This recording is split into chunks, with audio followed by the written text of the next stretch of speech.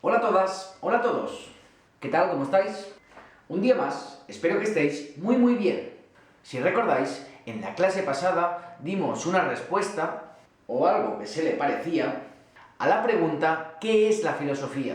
En la clase de hoy intentaremos profundizar un poco más en esta problemática pregunta, pero en este caso nos acercaremos a la filosofía preguntándonos por sus ramas, por aquellos bloques temáticos de los que se ocupa, o por decirlo de otra manera, de esa serie de problemas que trata y que pueden ser organizados en distintas temáticas. Así pues, ¡vamos allá! Hablemos de las ramas de la filosofía. ¿Estáis listas? ¿Estáis listos? Como siempre, esto es Filosofía en la Cuarentena.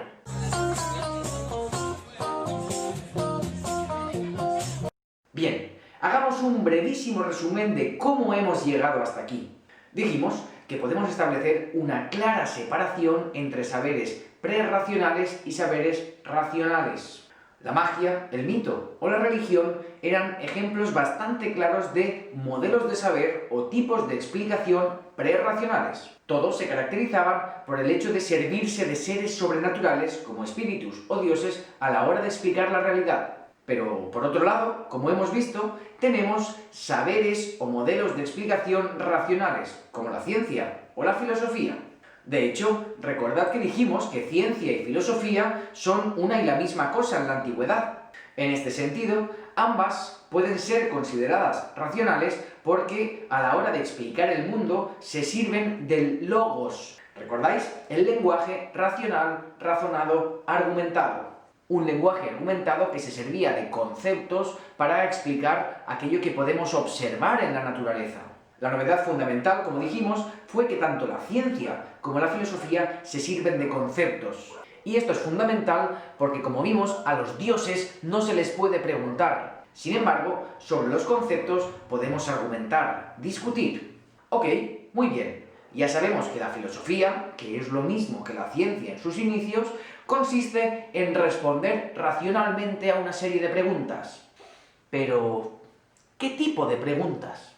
Pues para responder a esta pregunta tenemos que introducirnos en lo que llamaremos las ramas de la filosofía.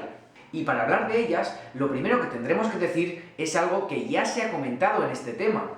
¿Recordáis cuando hablamos en los diferentes modelos de explicación de una distinción entre una dimensión teórica y otra práctica? O dicho de otro modo, ya hemos visto que diferentes modelos explicativos se hacen preguntas de dos tipos. Una sobre fenómenos naturales, pero también sobre fenómenos sociales. O por decirlo de una última manera, decir que la filosofía tiene una dimensión teórica y práctica, como veremos, significará que se va a preguntar acerca de lo verdadero y lo falso, pero también sobre lo bueno y lo malo, sobre lo que podemos conocer, pero también sobre lo que hacemos. Entonces, como ya hemos visto que la magia, el mito o la religión tienen esta dimensión teórica y práctica, lo que vamos a hacer ahora es ver cómo también se encuentra en la filosofía y sobre todo cómo esta distinción entre una dimensión teórica y práctica de la filosofía nos ayuda a comprender mejor cuáles son y en qué consisten cada una de las ramas de la filosofía. Aunque la lista de estas ramas podría ser más o menos larga, según quien la haga, en nuestra lista nosotros vamos a centrarnos en 8 ramas. Estas 8 serán la ontología, la metafísica, la epistemología, la lógica, la antropología filosófica, la ética, la filosofía política y la estética. Ah, y 8, ¿por qué? Básicamente porque con cada una de las ramas que expliquemos a continuación, veremos que nos encontramos ante uno de los temas que estudiaremos a lo largo del curso. Entonces, spoiler, cada una de las ramas que vamos a nombrar a continuación se corresponderá con alguno de los temas que estudiaremos más adelante. Al final de la clase explicaremos esto con un poco más de detalle. Pero entonces, empecemos. Como os decía, partiremos de esta división entre una dimensión teórica y práctica. Empecemos por la teórica. ¿Cuáles son las ramas que podríamos calificar como teóricas dentro de la filosofía? Pues bien, las ramas de la filosofía que se corresponden con el ámbito teórico serán 4. La ontología, la metafísica, la epistemología y la lógica. Como veremos, las dos primeras se encuentran bastante relacionadas. Veámoslo. Empecemos por la rama de la filosofía llamada ontología. Lo primero que podemos decir acerca de la ontología, como sucedía con otras palabras de origen griego, es que no hay que confundirla con ninguna palabra que suene parecido. Ontología no es lo mismo que odontología. La odontología es la parte de la medicina que se encarga del cuidado de los dientes. Entonces, ontología, ontología, repite conmigo, ontología, no odontología, ni tampoco oncología, que es la parte de la medicina que se ocupa de los tumores. Ontología. Bien, de nuevo, para entender esta palabra puede ser útil acudir a la etimología, como ya hemos hecho en otros vídeos anteriores. Ontología es una palabra que se compone de los términos griegos ontos y logos. Logos es un término que ya hemos estudiado. Puede entenderse como un discurso racional acerca de, una teoría acerca de, en este caso, una teoría acerca del ontos. Pero, ¿qué es esto del ontos? Podemos traducir el término griego ontos como lo que es, lo que hay. De esta manera, la ontología vendría a entenderse como una teoría de lo que hay, o para decirlo en términos que pueden resultarnos más sencillos, una teoría de la realidad. La ontología, por lo tanto, consiste en una teoría de la realidad. Ontología. Entonces, cuidado, ontología u ontológico serán dos palabras que vamos a utilizar bastante a lo largo del curso, y por lo tanto son palabras que conviene ir dominando.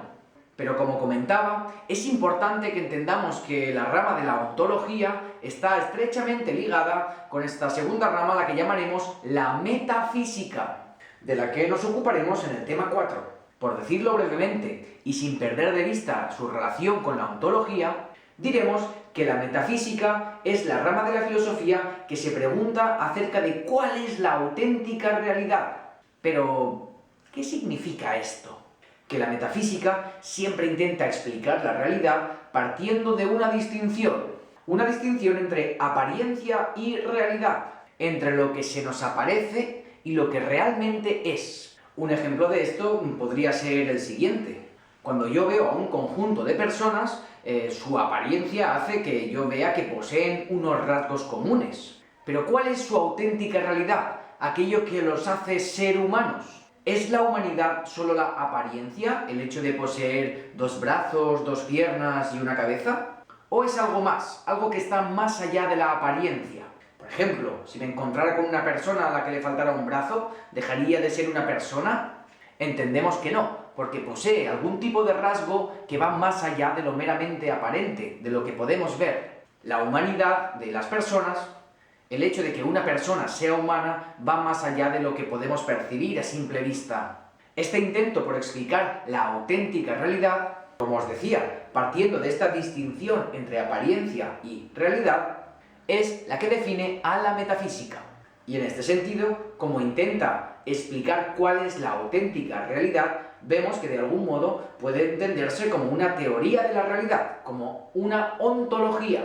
Por lo tanto, y en definitiva, tanto la metafísica como la ontología son ramas de la filosofía que intentan explicar lo que es, lo que hay.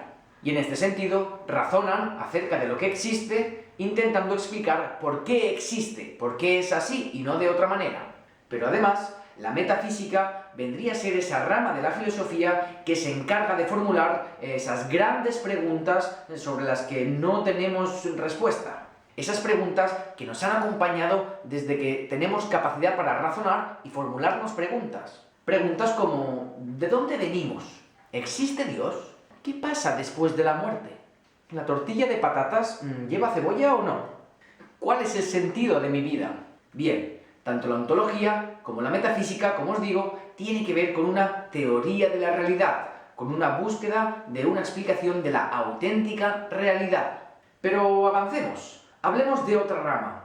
Hablemos de la epistemología. ¿Qué? Sí, bueno, como veis, algunos de los términos son un poco complejos porque conservan su origen griego.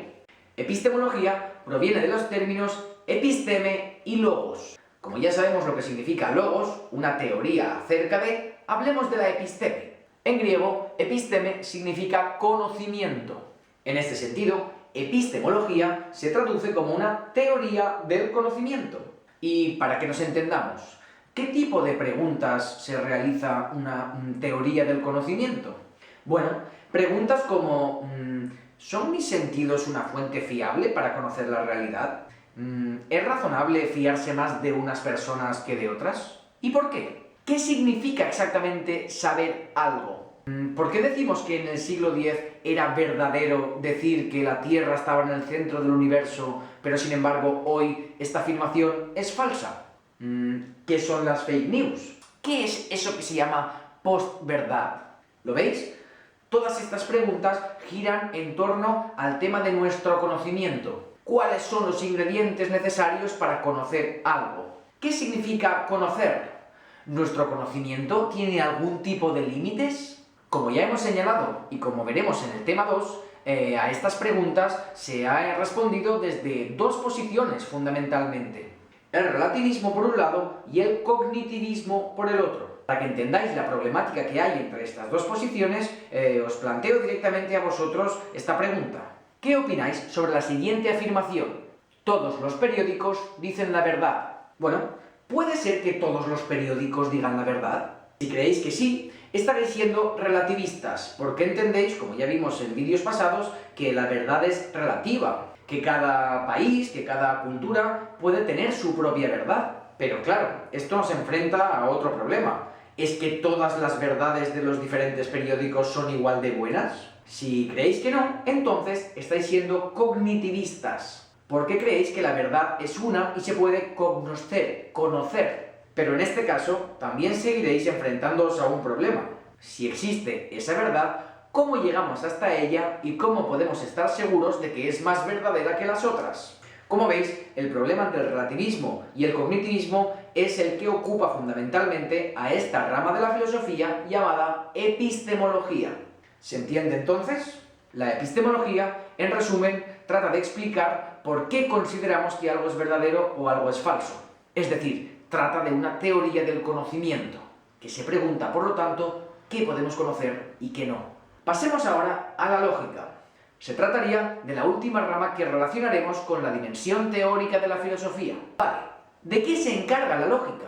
De estudiar los razonamientos y argumentos que utilizamos para pensar. Dicho de otro modo, hay ciertas reglas que son algo así como el sistema operativo que tenemos dentro de nuestras cabezas y que utilizamos para razonar. Con estas reglas pensamos, es decir, procesamos todo lo que captamos a través de los sentidos, como la vista o el oído. Un rasgo que caracteriza esta rama de la filosofía, que es la lógica, es el hecho de ser formal. ¿Qué significa esto de ser formal? Pues significa que la lógica se encarga de analizar la forma de los razonamientos o argumentos, pero no de su contenido. Esto puede parecer un poco lioso, pero en realidad no lo es. Por eso decimos de las cosas fáciles que son lógicas. Claro, eso es lógico. Veamos un ejemplo de una de estas reglas que siempre utilizamos para pensar. Esta regla recibe el nombre de principio de tercio excluso. Este principio, con un nombre tan raro, viene a decir que si nos dan a elegir entre un bocadillo de queso o una manzana, si elegimos una cosa, estaremos dejando de lado la otra. ¿Bocadillo de queso o manzana? Bocadillo de queso. Muy bien, pues no tienes manzana. No, espera, manzana. Pues no tienes bocadillo de queso. Pero si os dais cuenta, esta regla va mucho más allá de los bocadillos de queso o las manzanas. También vale para boli azul o boli rojo, mesa de madera o mesa de plástico. Vale para cualquier cosa. Por eso, en términos formales, decimos que cuando se nos da a elegir entre A y B, si elegimos A, dejaremos de estar eligiendo B. Pero A y B pueden ser cualquier cosa. La forma del razonamiento vale para cualquier cosa. Como veis, la lógica estudia tanto nuestros razonamientos como el lenguaje que utilizamos para hacerlos. Nos ocuparemos de ella probablemente en el tema 3, aunque quizá no subiremos vídeos sobre la lógica porque la trabajaremos prácticamente en clase. Pasemos ahora a las ramas que podemos relacionar con la dimensión práctica de la filosofía. Nos ocuparemos en primer lugar de la antropología filosófica, que se corresponderá con el tema 5 de nuestro curso. Este es el tema que empecé a grabar hace ya un tiempo, cuando empezó el confinamiento, el curso pasado. Pero, ¿qué es la antropología filosófica? Bueno, quizá os suene el término antropología. Antropos significa ser humano y logos significa teoría o ciencia que estudia algo. La antropología, por lo tanto, es la teoría o la ciencia que estudia al ser humano. Pero, hay bastantes disciplinas que estudian al ser humano. ¿Qué es lo que distingue la antropología filosófica de otro tipo de saberes o ciencias acerca del ser humano? Para responder a esta pregunta, podemos acudir a una de las preguntas, de las cuestiones que caracterizará a la antropología filosófica. ¿Qué distingue al ser humano del resto de los animales? ¿En qué consiste exactamente su humanidad? U otras preguntas como, ¿qué significa que el ser humano siempre se ha visto a sí mismo en una escala intermedia entre los animales y los dioses? ¿O es el ser humano consciente de todo cuanto le sucede? ¿Qué es el alma? ¿Es el ser humano un animal creador? Como veis, la antropología filosófica intenta responder a la pregunta acerca de qué es lo que nos hace humanos. Y por ello, no se conforma solamente con respuestas biológicas, psicológicas o religiosas, sino que va más allá, poniendo estas respuestas en relación, buscando siempre entender por qué somos como somos. Hemos relacionado esta rama con nuestra dimensión práctica, porque en parte entender por qué somos como somos supone también preguntarse por qué hacemos lo que hacemos. Así que, en definitiva, la antropología filosófica reflexiona sobre qué es aquello que nos hace humanos, poniendo en relación aquello que dicen distintos saberes. Recordamos que esta idea era algo que define a la filosofía, ser un discurso de segundo orden. O dicho de otro modo, ser una disciplina que parte de lo que dicen las ciencias para reflexionar sobre un determinado problema, en este caso, el ser humano. Pero pasemos ahora a otra rama. Hablemos de la ética. Por decirlo brevemente, diremos que la ética es la rama de la filosofía que se pregunta acerca de la vida buena. ¿Y qué es esto de la vida buena? ¿La vidorra padre que nos pegamos cuando podemos estar saliendo de fiesta y gastando dinero todo el día? No. La vida buena hace referencia a esa vida que se vive actuando después de reflexionar. Como veis, cuando hablamos de la ética, nos estamos hablando no solo sobre cada uno de nosotros, sino también sobre nuestra relación con los demás. Por eso, preguntas vinculadas a la ética serían preguntas como la siguiente, que seguramente os suene. ¿Cómo podemos distinguir entre el bien y el mal? Pero también preguntas de otro tipo, como ¿qué es más importante? ¿Ser feliz o actuar correctamente? ¿Los animales tienen derechos? ¿Es peligroso tener demasiada libertad? En definitiva, la ética, como podéis ver, tiene que ver con una reflexión acerca de lo que hacemos, acerca de por qué nos comportamos como nos comportamos y qué consecuencias tienen nuestros actos. Pero pasemos a una rama más que podemos relacionar con la dimensión práctica de la filosofía. Hablamos de la filosofía política. Si antes, en la ética, hacíamos referencia a una reflexión acerca de lo que está bien o mal, en este caso, al hablar de la filosofía política, tendremos que hablar acerca de lo justo o lo injusto, acerca de aquello que consideramos justo o injusto en el seno de una comunidad política. Preguntas que podríamos relacionar con la filosofía política podrían ser: ¿por qué necesitamos organizarnos políticamente? ¿No sería mejor vivir sin ningún tipo de leyes? ¿Cuál es el mejor sistema de gobierno? ¿Y por qué? ¿Debería tener algún límite nuestra libertad? Como veis, la filosofía política se encarga de preguntarse acerca de diferentes sistemas políticos, pero también acerca de reglas o conceptos fundamentales de la política, tales como el derecho, la ley o la justicia. Nos ocuparemos de esta rama de la filosofía en el tema 7. Y por último, tenemos la rama de la estética. Como podremos ver, esta rama de la filosofía se ocupa acerca del arte, de la belleza. Estética recibe su nombre del término griego aesthesis, que puede significar sensación. En este sentido, la estética habla de por qué algo puede parecernos bello, cómo percibimos cosas como, por ejemplo, en este caso, las obras de arte. ¿Por qué consideramos algo bello? ¿Qué define una obra de arte? ¿Por qué cosas que nos gustan hoy han sido consideradas feas en otros momentos históricos? Como veis, estas son preguntas que podemos relacionar con la rama de la estética. La estética, junto con otras ramas tales como la ética, la filosofía política o la antropología filosófica, pueden relacionarse con la dimensión práctica de la filosofía porque, como decimos, reflexionan acerca de prácticas que nos definen como seres humanos: el bien y el mal, lo justo, lo injusto, lo bello y lo feo. En definitiva, hemos visto que existen diferentes ramas de la filosofía. Después de haber hablado de algunas de ellas, podemos recordar esa idea que nombramos en la clase anterior, esa idea de la filosofía como un discurso de segundo orden. Toda la variedad de ramas partirá siempre de una determinada información que podemos obtener a partir de las ciencias. Pero la filosofía, como os digo, como un discurso de segundo orden, parte de esta información para reflexionar acerca de conceptos o problemas que están más allá de la ciencia.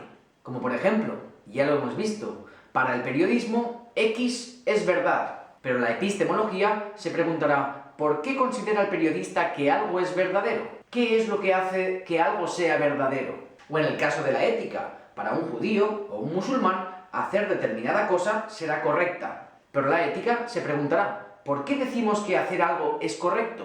O también en el caso de la política, la Constitución dice que determinada cosa es legal. Y la filosofía política podrá preguntarse: ¿es que lo legal es siempre lo bueno?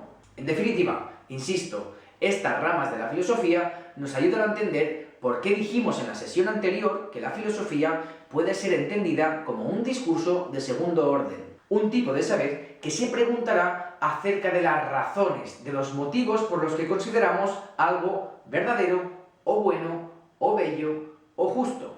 En fin, espero que este vídeo nos haya ayudado a profundizar un poco más en esa distinción de la filosofía a la que hicimos referencia en el vídeo anterior. Una distinción según la cual dijimos que la filosofía tiene una dimensión a la vez teórica y práctica. Si todo va bien, estudiaremos a lo largo del curso estas diferentes ramas en forma de diferentes temas. Así que coged fuerzas, que seguimos. En el próximo vídeo nos encargaremos de realizar una panorámica histórica de la filosofía para ubicar diferentes autores y obras que manejaremos a lo largo del curso. Pero eso será en la próxima sesión. Por el momento, eso es todo. Como siempre, gracias por estar ahí y nos vemos en el próximo vídeo. ¡Chao! Ontología.